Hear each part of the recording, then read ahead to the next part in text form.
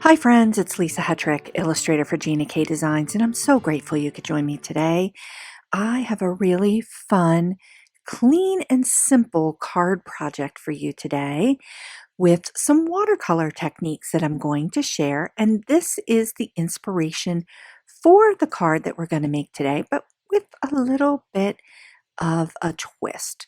So let's go ahead and dive in and take a quick look at the supplies.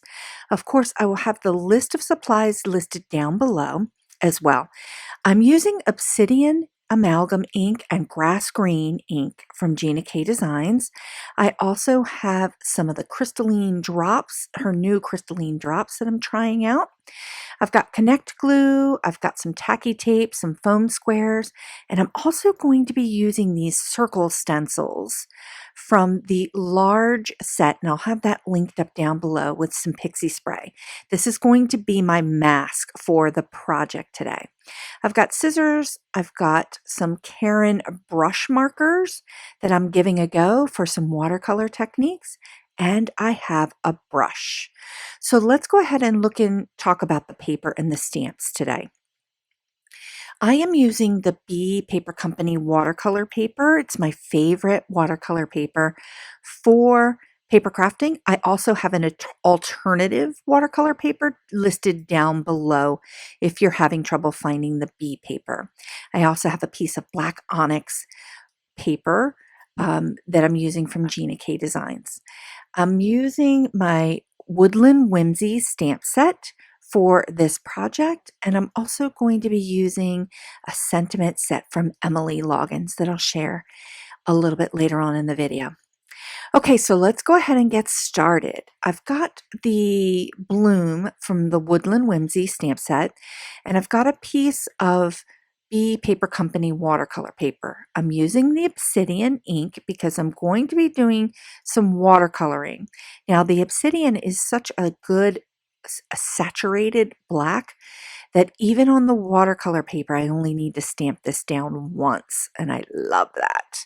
Okay, I've got the grass green here, and I'm going to take some of the elements that I'm going to be using fussy cutting out. So I've got some of the leaf images from the Woodland Whimsy set, and I'm just kind of anchoring them all up here on this amazing circular comfort grip block from Gina K. I absolutely love these new blocks. So I'm going to go ahead and stamp down this leaf image twice so that I can fussy cut those images out.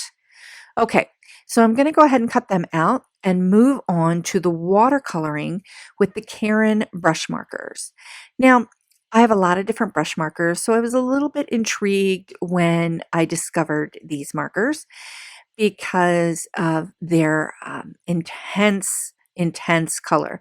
So when you're starting out with watercolor and you're trying to get to learn watercolor techniques, sometimes it can be easier to use a brush marker because you have a lot more control, or people feel like they have a lot more control. You can use these brush markers a lot of different ways. You can use them direct to paper, but one of my favorite ways of using them is to just kind of put a little bit of the color down onto my craft mat and then use it like a paint. So you see me going back and forth here with applying the color to my stamped image from the craft mat, and also just taking a little bit of the brush point and adding it direct to paper. So there's two ways that you can do this, absolutely. The colors are really super vibrant and saturated. I just kind of swatched them out here to show you how saturated these colors can be. They're very, very vibrant. Now, it is a dye-based ink, a liquid ink that's inside of these markers. So these colors can fade a little bit when they are in the sun, but that's okay. They're fantastic for our paper crafting projects, and a lot of lettering artists use them. I just found them kind of intriguing and fun to play with, especially for the vibrancy. Look at the vibrancy of that flower. And because I like to do so many different kinds of washy techniques with watercolor, I thought it would be fun to just have a little bit of control over my washy-washy techniques and use these brush markers. So super, super vibrant. They're listed down below if you're interested in looking into them further. And I'm really enjoying them because they are really easy to use with our paper crafting projects. So I'm just digging it. So these markers, again, are, you have a lot of different applications to them. You can do this tip-to-tip technique, which allows you to apply some color to a lighter marker so you can get like a two-toned color when you're painting with them. They do activate really well with water, so they do disperse really well. So I'm very pleased with them. Okay, so let's go ahead and move on to the masking part of this card, the masking technique. So I've got some pixie spray on the circle mask here, and I will have that mask set listed below as well. But I'm using this circle mask so that I can just stamp a portion of the floral inside the mask, and I just want to get that circular feel without showing the entire floral around the circle. So I'm just going to go ahead and stamp this down on this watercolor paper around the edges here and just go all around the stencil. And I'm using the obsidian ink because I'm going to do some watercoloring here with the brush markers, and I don't want that ink to run. But the technique that I'm trying to achieve here is that look of the circle, but that perfect circle where it looks like the flowers are embedded inside the circle. So now we're going to go ahead and move on and do a little bit more watercoloring with the brush markers. Now, you don't have to use these Karin brush markers.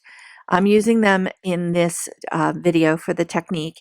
You can absolutely use any brush markers that you have on hand, or even use your watercolors for this technique. I share a lot of watercolor techniques in my videos, and I share a lot of wet and wet techniques, which is what we're doing here. I've wet the paper and I'm applying the color to the water and letting it do its thing. You can do this with any watercolor medium that you have on hand. I just happen to love these three colors from the Karin Brush Marker set, and they're really easy to disperse, and you can see that they're just a lot of fun. So you can get some really quick watercolor effects with brush markers and keep it loose and free and super fun. So I'm just going around the edges. I'm adding a little bit of all three of the colors, and I'm using that yellow color kind of as my pop color to add a little bit of extra.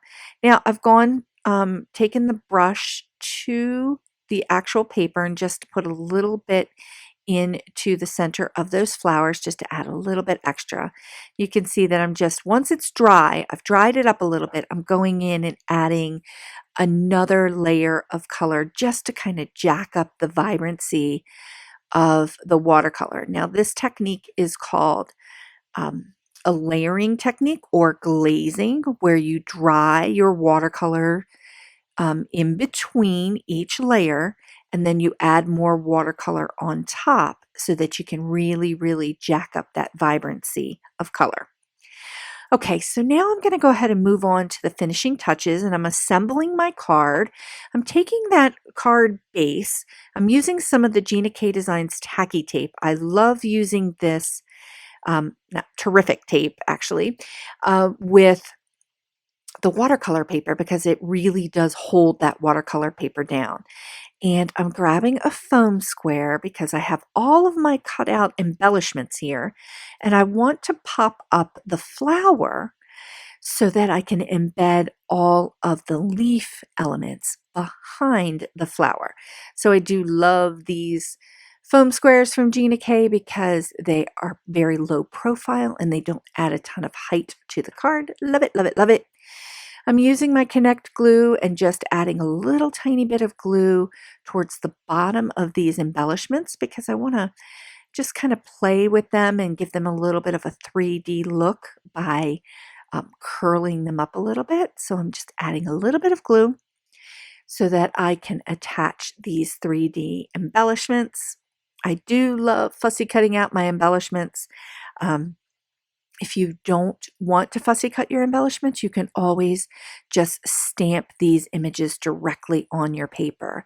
And the grass green will work perfectly to give you a really nice mix of color there. So I'm just playing around here just to kind of create this funky little spray of flower over on my right hand side of this masked circle, and I am digging it. I love the look of that spray just right there on the edge of that circle element that we created with the masked flowers. Okay, so I'm going to take some of these crystalline drops. These are a new product from Gina K, and I'm just going to drop a few inside of the center of the flowers just to give a little bit of extra texture to the center of the flower, and also kind of give it a little bit of a focal point. So when you're looking at that flower, your eyes are kind of attracted to that center. Now, it's time to kind of figure out where I'm going to put a sentiment, because I do think that this card needs a sentiment. So I really wanted to find an interesting word or something that I could put in the center. So I grabbed Emily Logan's new hand-lettered stamp set that I'm showing here, and I kind of played around with a couple of the different sentiments. This one was just a note, and I really wanted to use this, but I felt like with the mask center that I had created, it was going to create a little bit of not much balance in the design. So I went ahead and grabbed the word hello, and it fit perfectly in the center here, and it would draw your attention to the center just enough and work really well with that leaf image. So I'm just going to go ahead. I stamped it down once with the obsidian in the Misty, and it was amazing. It just looks so good. So let's get a final look at the card here and the example that I had over on the right hand side. So I really loved working with the brush markers for that vibrancy and color. The one on the right, I used just my regular watercolor set. I used this watercolor set from Paper Fashion from American Crafts. I really do like this set. It's got some really nice vibrant colors, but I did some really light washes for that one that's over here on the right. But the card that's over here on the left, I used the Karin Brush Markers, and I was able to really kind of jack up the vibrancy a little bit more with these dye-based inks that are inside the brush markers. So two different ways that you can create watercolor effects, and they're both just amazing. I really digging it. Love it, love it, love it. So I really do like the crispness of this card and how the masked flowers, using that circle mask from Gina K to create that really contained circular look here. It really does help highlight the spray of flowers that are down here over on the right, and I am just digging this card. I hope you enjoyed today's card tutorial. It was so much fun to share it with you. Thanks so much for watching. Please consider sharing the joy by liking this video and subscribing to this channel. And I'm sharing more card and watercolor tutorial videos for your inspiration right here. So come on in and take a peek at my tutorials. I have a lot to share, and I'll see you next time.